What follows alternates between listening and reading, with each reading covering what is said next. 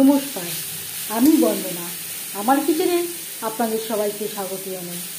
আবারও এসে হাজির হয়েছি নারকেল দিয়ে মূলোর শাকের একটি রেসিপি নিয়ে। দেখে নেওয়া যাক আজকের এই মূলোর শাকের রেসিপিটি। আজকের রেসিপি মূলোর শাক ভাজা।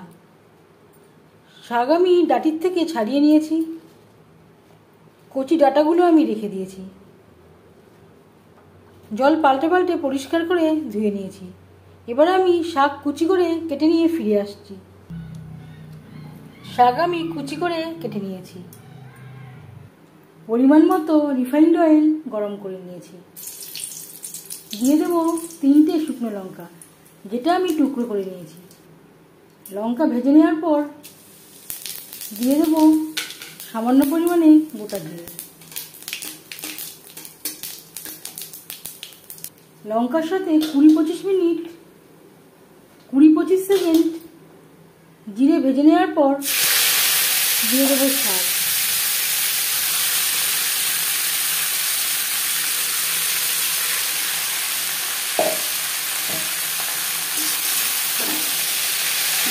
লঙ্কা ও জিরের সাথে শাক বেশ ভালো করে মিক্স করে দেবো। আর লাগছে স্বাদ মতো লবণ।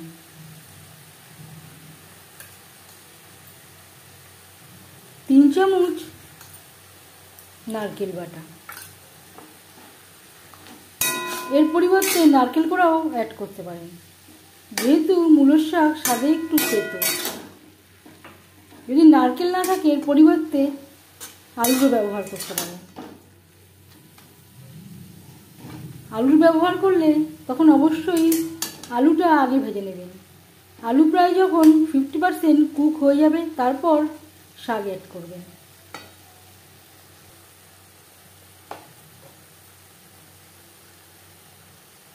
আর দিয়ে দেবো পরিমাণ মতো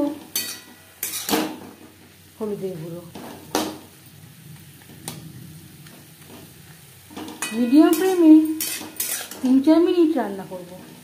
মূলোর শাক সেদ্ধ বা ভাজা হতে একেবারেই বেশি সময় লাগে না।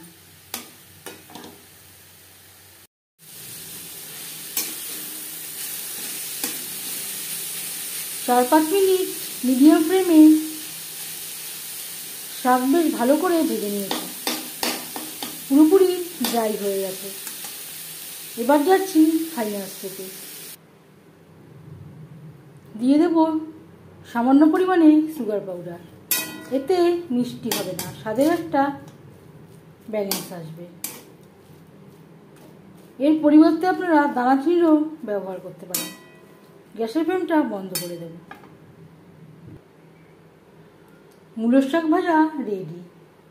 এই মূলোর শাকের রেসিপিটি কেমন লাগলো অবশ্যই জানাবেন কমেন্টের মাধ্যমে।